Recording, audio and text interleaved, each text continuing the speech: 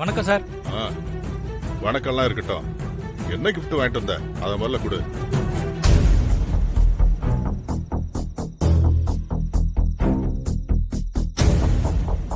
யோ, என்ன அது? என்ன சார் ஆச்சு? ஆன்டிக் பீஸ் ஏதாவது எடுத்துட்டு வாங்கன்னு சொன்னேன். ஏதோ பித்தளை சிலையை கொண்டு வந்து கொடுத்துருக்க. இது எப்படி அவள்கிட்ட கொண்டு போய் கொடுக்கறது? இதுல என்ன இருக்கு? சார் நீங்க தான் ஏதோ பிரசன்ட் பண்ணு சொன்னீங்க. நான் ஆன்டிக் பீஸ் தேடி பார்த்தேன் சார். எதுவும் நல்லா இல்ல சார். இதான் சார் கொஞ்சம் பாக்குற மாதிரி இருந்துச்சு. நீ கிடைச்சிருன்னு சொன்னதை வச்சுதான் என் ஒய்ஃபுக்கு வாங்கி தரேன்னு சொல்லிட்டேன். இப்ப போய் இதை கொடுத்து நான் சமாளிக்க முடியாதியா? ஏற்கனவே இங்க ஏகப்பட்ட பிரச்சனை போயிட்டு இருக்கு. நீ வேற ஏன் படுத்துற? சார் இதான் சார் கடையில இருந்துச்சு. எனக்கு தெரியாது. நீ யாருக்காவது போன் பண்ணு. வேற எந்த கடையிலயாவது நல்ல ஆன்டிக் பீஸ் இருந்ததுன்னா எடுத்துருவா. சார் கடையில மூடுற நேரம் ஆயிடுச்சு சார். இதுக்கப்புறம் யாருக்கு சார் போன் பண்ணி எப்படி ரெடி பண்றது சார்? உன்னை போய் நம்பணும் பாரு.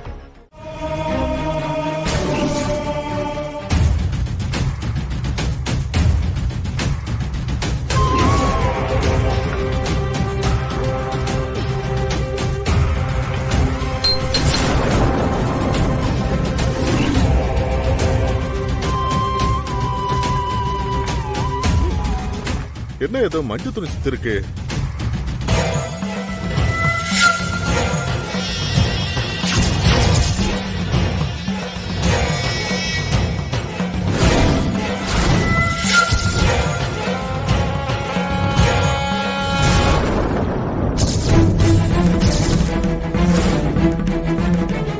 நடராஜ சிலை இது பார்க்க நல்லா இருக்க. இது எப்படிங்க வந்துச்சு? இப்ப இத பத்தி யோசிக்க நேரம் இல்ல.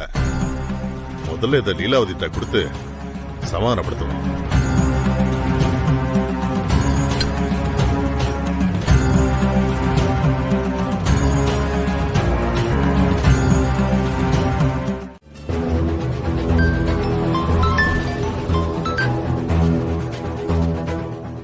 ஆள் வந்துட்டு இருக்காங்க, கொஞ்சம் வெயிட் பண்ணு. நான் சொல்றப்போ அந்த சிலையை கொண்டு போய் கொடு. இனி அந்த சிலையை கொடுக்க முடியாது. இங்க நிலவரம் வேற மாதிரி இருக்கு. ஏன், என்னாச்சு? நான் மறைச்சு வச்ச இடத்துல இருந்து என் மாமனார் அந்த சிலையை எடுத்துட்டு போய் என் அத்தையோட பிறந்த நாள் இன்னைக்கு, அதுக்கு கிஃப்டா கொடுத்துட்டாரு. இப்ப போய் யாருக்கிட்டயும் அதை கேட்டு வாங்க முடியாது. பிரச்சனை பெருசாயிடுச்சு. பிரஸ் மீடியால எல்லாம் அந்த சிலையை பத்தி தான் பேசிட்டு இருக்காங்க. இப்ப என்ன பண்றதுன்னே தெரியல. முட்டாள் மாதிரி பண்ணிட்டியாடா. உன் மாமன் கண்ணில் படுற மாதிரியாடா அந்த சிலையை வைப்ப? ஏண்டா, அந்த சிலை எங்கேருந்து வந்தது என்ன ஏதுன்னு தெரியாம அந்த ஆளு போய் அவங்க கிட்ட கிஃப்ட்னு வேற கொடுத்துருக்கான். டே, யார் கண்ணிலையும் படக்கூடாதுன்னா வீட்டுக்கு வெளியிலேயே ஒளிச்சு வச்சேன். ஏன் கெட்ட நேரமோ என்னமோ தெரியல, அந்த ஆள் கண்ணில் பட்டுருச்சு, எடுத்துட்டு போயிட்டான். இப்ப எனக்கு என்ன பண்றதுன்னு ஒண்ணுமே புரியல. அவ்வளவுதான், ஒன்னும் பண்ண முடியாது. போலீஸ் கண்டுபிடிச்சு வருவாங்க, உன்னையும் புடிச்சிட்டு போய் உள்ள வைப்பாங்க. நீயும் நம்ம அப்பனோட உட்காந்து சேர்ந்து ஜெயில களிய தின்னு. என்னடா இப்படி பொறுப்பு இல்லாம பேசுற? டேய், என்னால இதுக்கு மேல எதுவும் பண்ண முடியாதுடா, நீயே பாத்துக்க. எனக்கு என்ன பாத்துக்க தெரியும். வெயிட் ஆஃப் போன.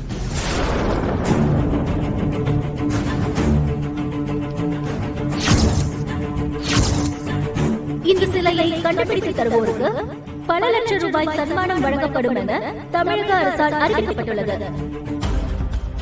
இதை ஏன் அண்ணாமலையை பழி வாங்கறதுக்கான சான்ஸ் எடுத்துக்க கூடாது?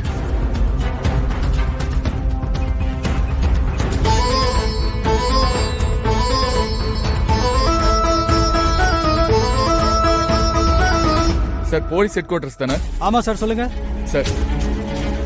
பாண்டிநல்லூர்ல காணாம போன சிலைய பத்தி தகவல் கொடுத்தா நிஜமாவே நீங்க சன்மானம் கொடுப்பீங்களா சார்? கண்டிப்பா தருவோம். உங்களுக்கு அந்த சிலையை பத்தி தெரியுமா?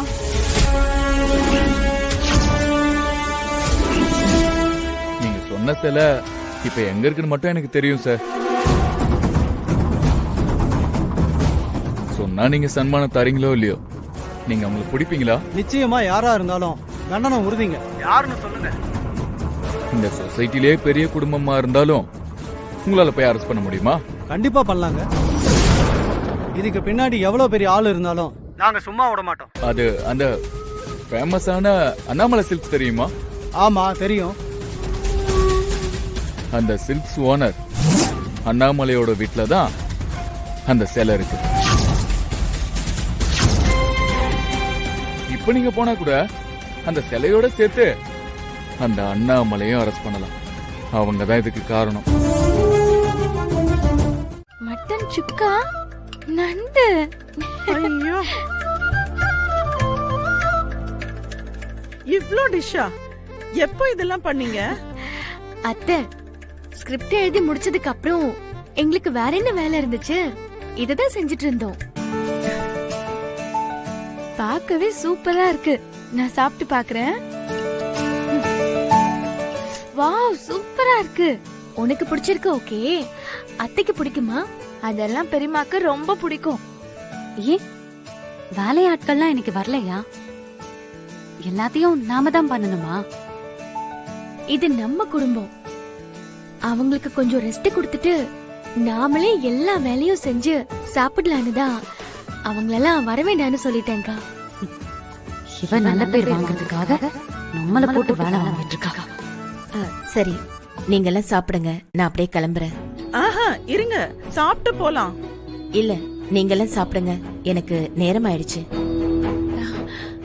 அவங்க அப்படிதான் சொல்லுவாங்க.